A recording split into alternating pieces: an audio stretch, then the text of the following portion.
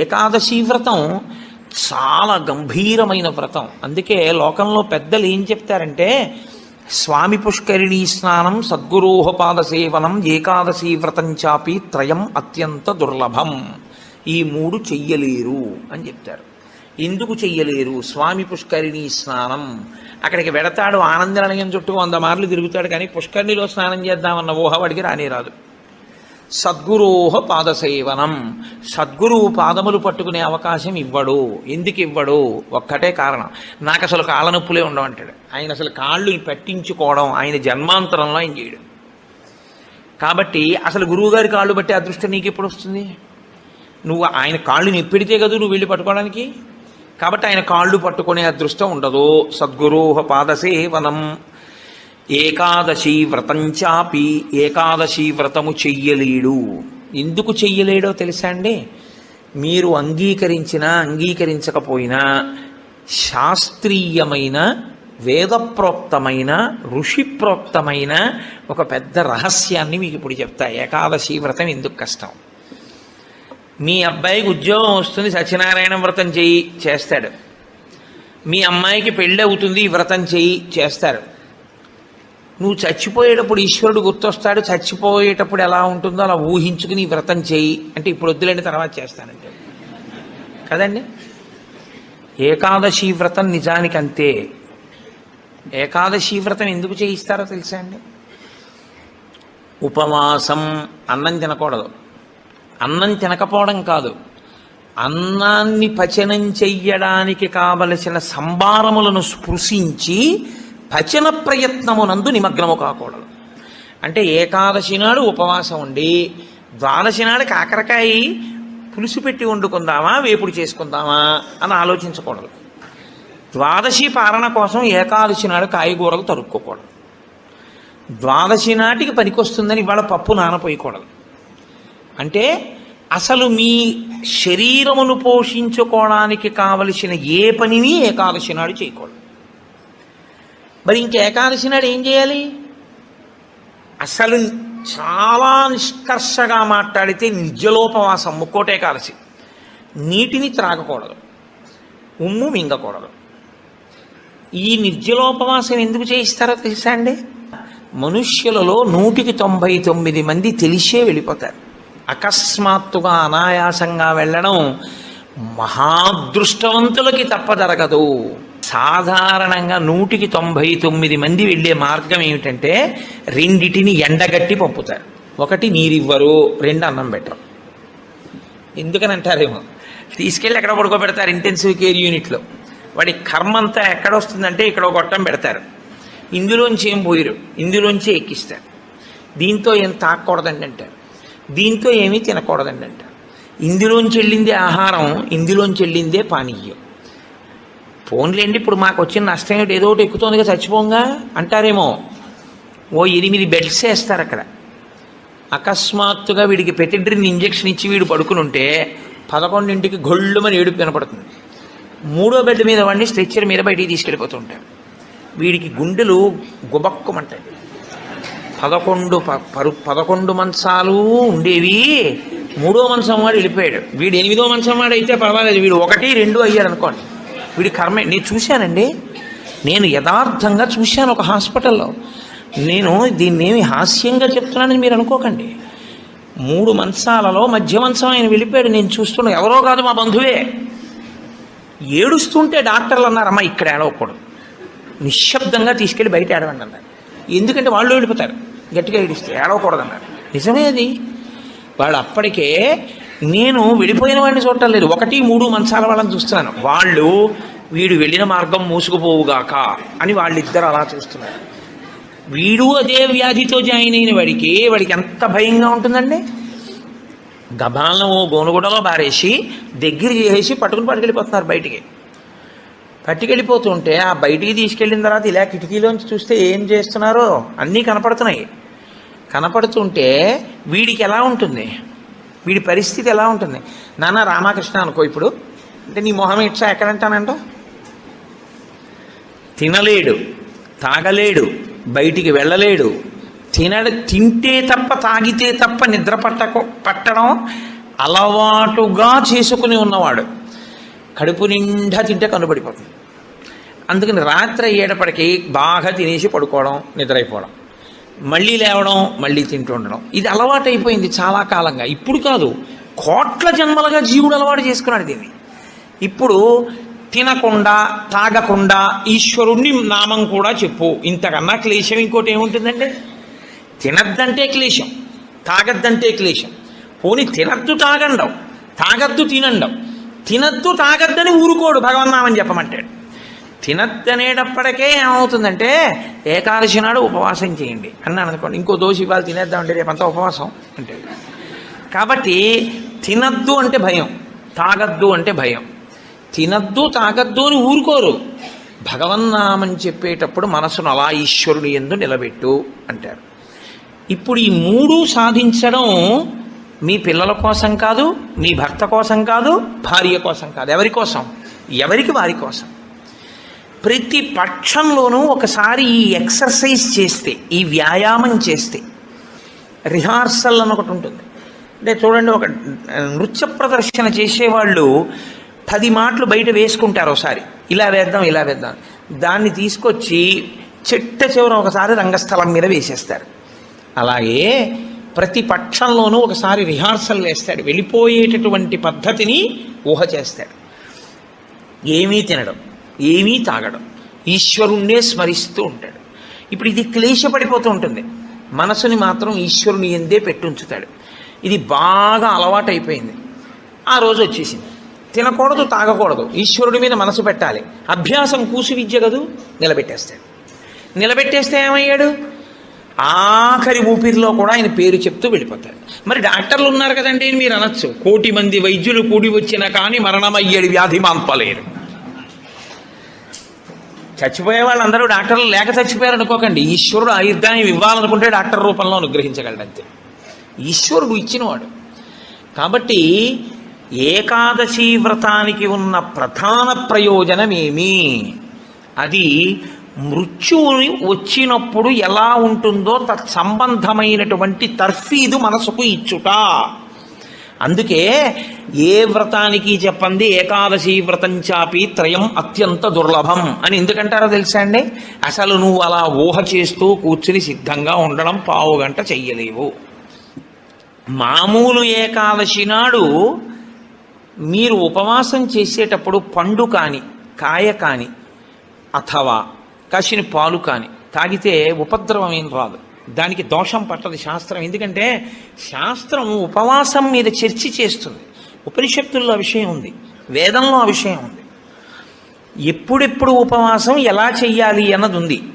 ఆదివారం నాడు కానీ, పౌర్ణమి నాడు కానీ, అమావాస్య నాడు కానీ రాత్రి ఉపవాసం మాత్రమే చెయ్యాలి.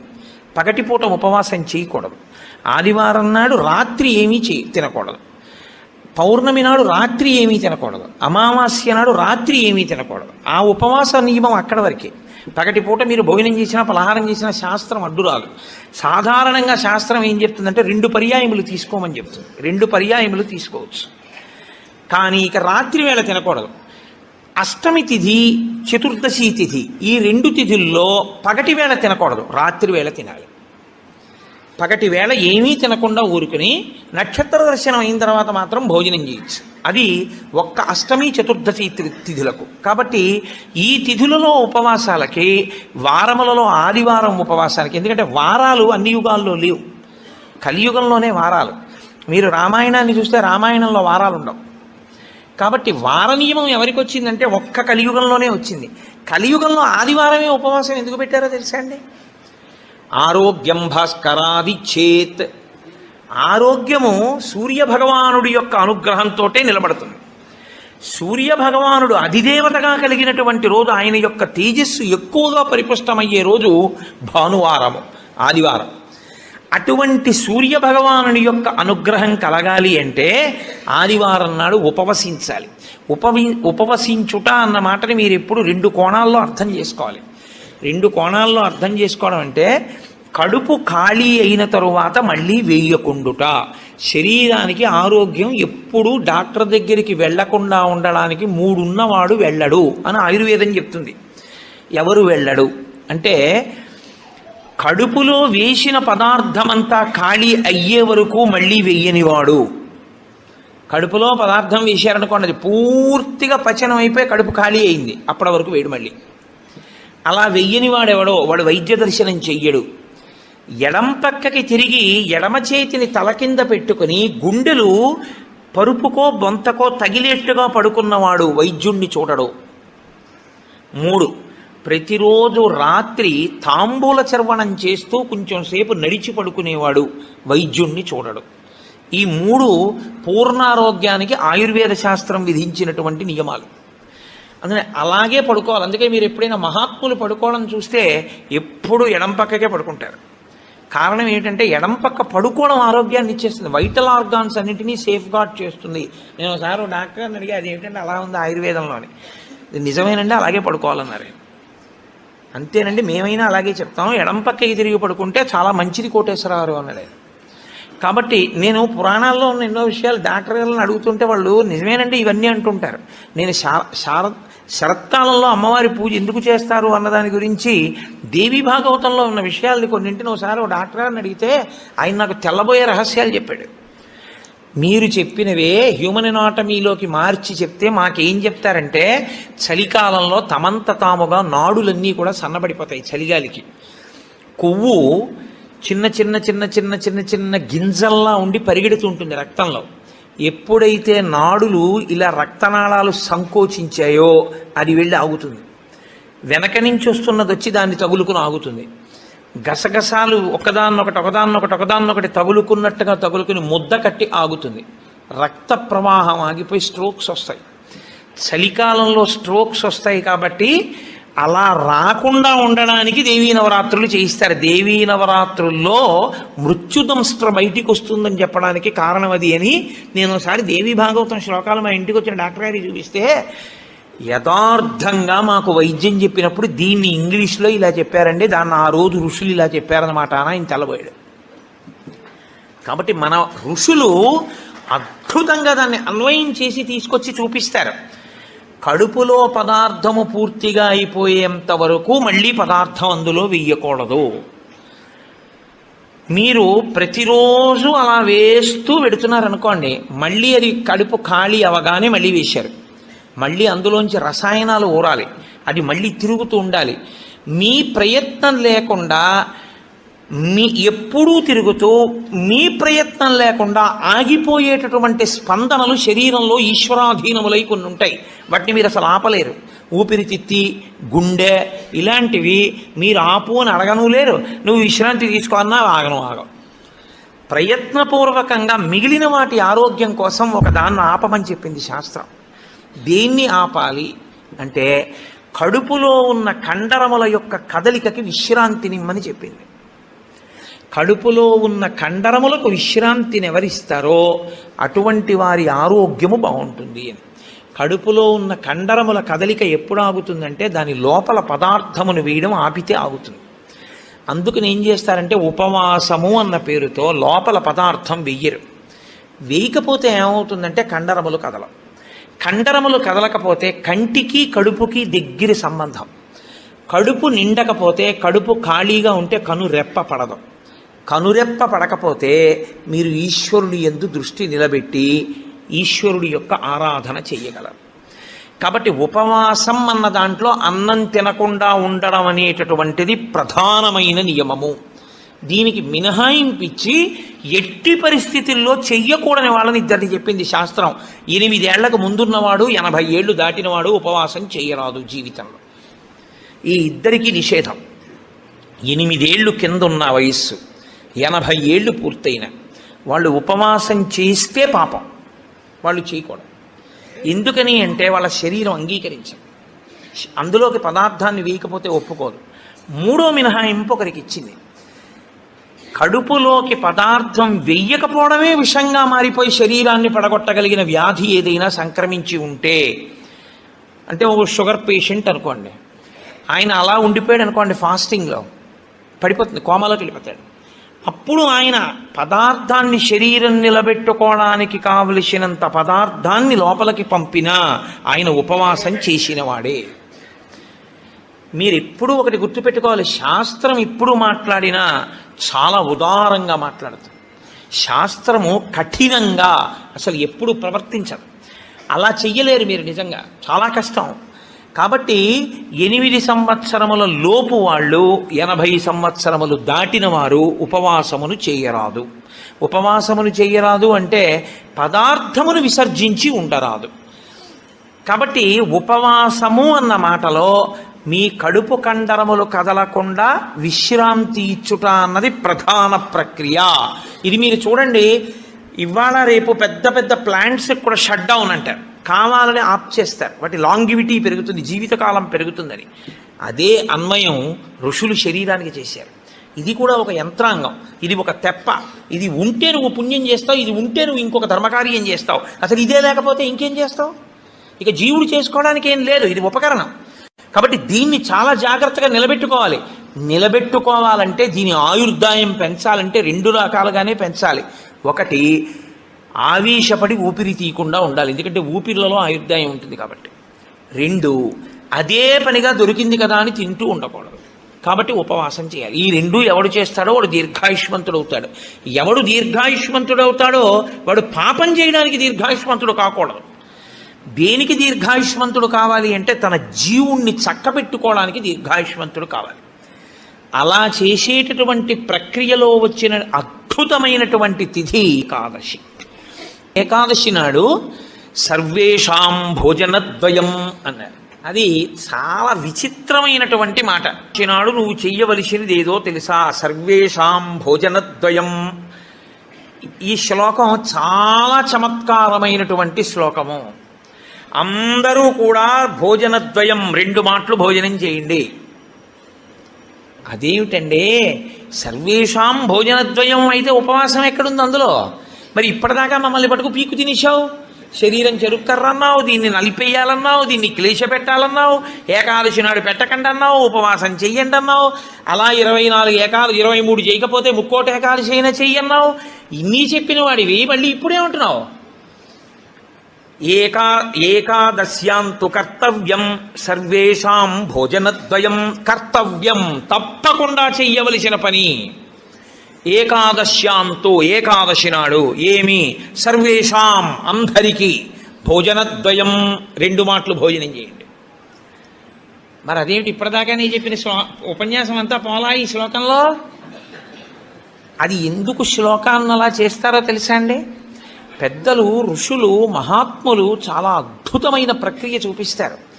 నీకు ఆ అనుమానం బాగా రావాలనే శ్లోకాల రచన చేస్తారు. అప్పుడు నువ్వు సంతోషం ఏంటంటే నీకు కష్టపడకుండా నీకు కన్సెషన్ ఇచ్చేసినట్లు కనపడితే దాన్ని కన్ఫర్మ్ చేసేసుకోవడానికి తాపత్రయపడిపోతుంది. సుఖపెట్టడానికి ఏదైనా ఛాన్స్ ఇచ్చామనుకోండి, అబ్బా ప్రతి ఏకాదశికి నేను 8 ఏళ్లలోపు 80 ఏళ్ళు పైకి ప్రతి ఏకాదశి నాడు నువ్వు షుగర్ వ్యాధిగ్రస్తుడిని అయితే ఎంత బాగుండో అనిపిస్తుంది. ఎందుకంటే ఉపవాసం అక్కర్లేదు, ఏదో ఒకటి పడేయచ్చు లోపల. కానీ ఆ శ్లోకానికి అర్థం ఏంటంటే భోజన అంటే ఓ జనులారా, మీ అందరికీ కూడా భోజనద్వయం అంటే భోజనం 2 మాటలు చేయండి అని కాదు. భో అంటే ఓ జనులారా, ద్వయం 2, ఏకాదశ్యాంతు కర్తవ్యం సర్వేషాం. అందరికీ ఏకాదశి నాడు 2 నియమములు పాటించవలసినదే.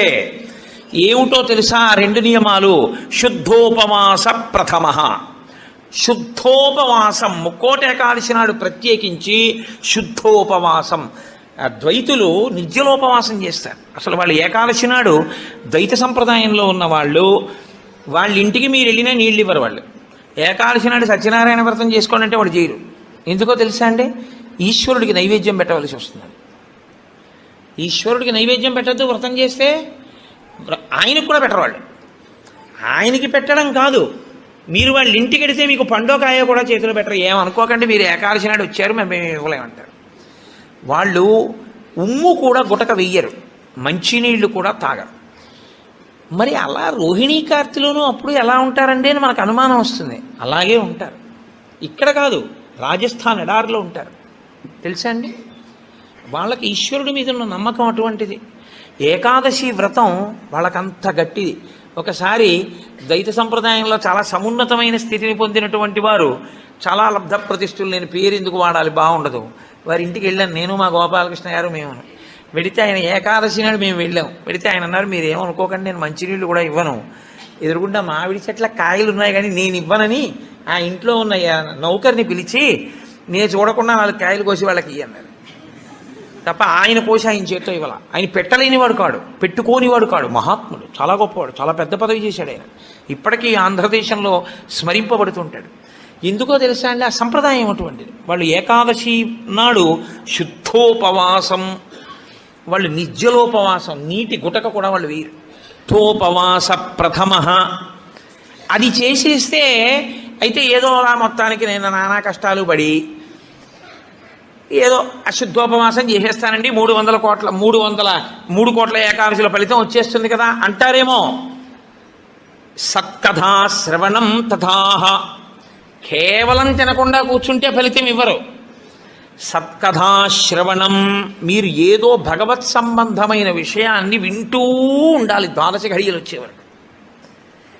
ఏకాదశి తిథి పరివ్యాప్తమై ఉన్నంతసేపు తినకుండా ఉండడం ఎంత ప్రధానమో 12 ఘడియలు రాగానే తినేయడం అంత ప్రధానం. ధర్మం మారిపోతుంది అంతే.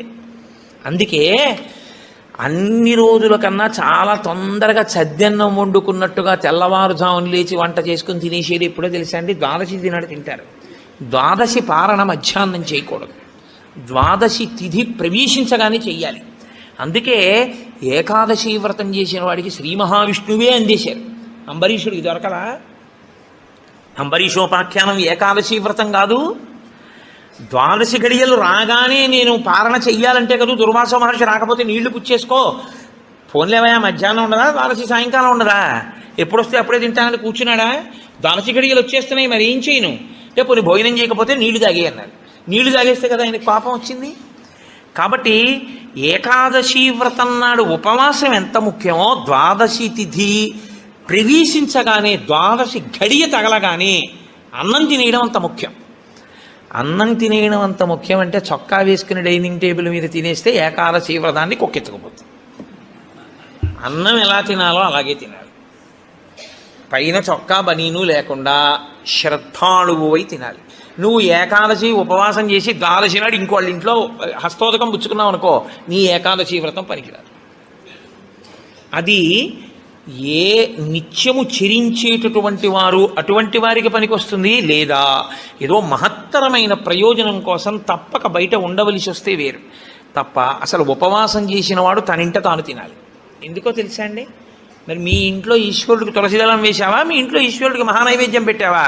ఆయన ఉపవాసం లేడక్కడ, ఆయనకి ఏది నైవేద్యం ఏది? నేను మా ఇంటికి తాళం వేసేసి ఇక్కడికి వచ్చి నేను ఇక్కడ ఉపవాసం ఏమిటి? నేను ఇక్కడ ఉపవాసం చేశాను, బాగుంది, 12 నాడు మహానైవేద్యం ఎవరికి పెట్టను? నా సింహాసనంలో స్వామి ఉన్నారా? నా సింహాసనంలో స్వామికి అర్చన ఉండాలా? ఆయనకి నేను హస్తయోహ అర్ఘ్యం సమర్పయామి, పాదయోహ పాద్యం సమర్పయామి అని మహానైవేద్యం పెట్టానని నేను తినాలి.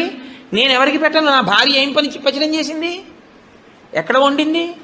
అందుకే పెద్ద పెద్ద నైమిత్తిక తిథులలో అసలు ఇల్లు విడిచిపెట్టి వెళ్ళకూడదు. వెడితే ఏమవుతుందంటే అసలు తను చేయడానికి అవకాశాన్ని కోల్పోతాడు. మరి నువ్వెందుకు వచ్చావు గుంటూరు అనొచ్చు. ఇంతకన్నా గొప్ప విషయం ఏదో చెయ్యవలసిన అవసరం ఒకటి ఉంది. ఈ సంవత్సరం నేను వదిలిపెట్టినా నేను అలా వెళ్ళడం వల్ల ఒక పెద్ద ప్రయోజనం ఒకటి జరగాలి అని నేను అనుకున్నప్పుడు నేను స్వామికి నమస్కారం చేసి బయలుదేరిపోతానంతే. అప్పుడు అదొక త్యాగం. నేను దాన్ని విడిచిపెట్టేసుకోవడమే త్యాగం అంతే. అందుకే ఏకాదశి వ్రతం అంటే ఏకాదశి వస్తోంది కదండి, నేను బయటికి ఎలా వస్తానని అడగాలి నువ్వు. అంతేగాని ఏకాదశి వస్తుంటే నువ్వు బయటికి వెళ్ళిపోతే వ్రతం ఎలా చేస్తావు? కాబట్టి గుంటూరు వచ్చి ఉపవాసం చేయించా? చేయకూడదు. ధోపవాస ప్రథమ నిర్జలోపవాసమే. అంతకన్నా మరి నేను మినహాయింపులు ఇచ్చి చెప్పడం నా వల్ల కాదు. కానీ శాస్త్రం ఒక్కరి విషయంలో మినహాయింపించింది. శరీర కష్టం చేసుకుని బ్రతికేవాణ్ణి మాత్రం ఉపవాసం చెయ్యమని నిర్బంధించవద్దు. వాడు పడిపోతాడు స్పృహ తప్పి, నీళ్ళు తాగకపోతే. కానీ అవకాశం ఉన్నవాళ్ళు మాత్రం తప్పకుండా చెయ్యవలసినదే, అంతకన్నా మార్గము లేదు. కాబట్టి శుద్ధోపవాస ప్రథమ నిర్జలోపవాసమే చెయ్యాలి యథార్థమునకు. మంచినీటి చుక్క కూడా ఇక ఏకాదశి తిథి నాడు పుచ్చుకోకూడదు. ద్వాదశి వచ్చింది ఇక నువ్వు ఉపవాసం ఉండకూడదు. ద్వాదశి తిథియందు ఉండగా, తిథియందు పరివ్యాప్తమై ఉండగా నువ్వు ఉపవసించి ఉండకూడదు. మళ్ళీ వ్యతిరేక ఫలితం వస్తుంది. ద్వాదశి తిథి ప్రవేశించేసింది ఇక నువ్వు పాలన చేసేయాలంతే. ఎలా పాలన చేయాలో తెలుసా అండి? ద్వాదశి తిథి ప్రవేశించేటప్పటికి నువ్వు పరిశేచనం చేసేయాలంతే. ద్వాదశి ఉదయం 6:30కు వచ్చిందనుకోండి, మీరు 6:30 లోపల మీ భార్య గారు మీరు సంధ్యావందనం అనుష్ఠానం పూర్తి చేసే లోపల ఆవిడ మహానైవేద్యం సిద్ధం చేసి తీసుకొచ్చి ఇచ్చేయాలి. మీరు నైవేద్యం పెట్టేసి ఆ రోజు 6:30కి భోజనం చేసేయాలి. నాకు సహించదండి అనకూడదు, చేసేయడమే. ఏకాదశి వ్రతమునందు ద్వాదశి కలిసిపోయి ఉంటుంది. నేను చెప్పింది అబద్ధమైతే అంబరీషోపాఖ్యానం అబద్ధమే, అంబరీషోపాఖ్యానం అబద్ధమైతే వ్యాసుడే అబద్ధం. కాబట్టి నేను చెప్పింది నిజం. ఏకాదశి వ్రతం అంటే అంతే, అలాగే చేస్తారు.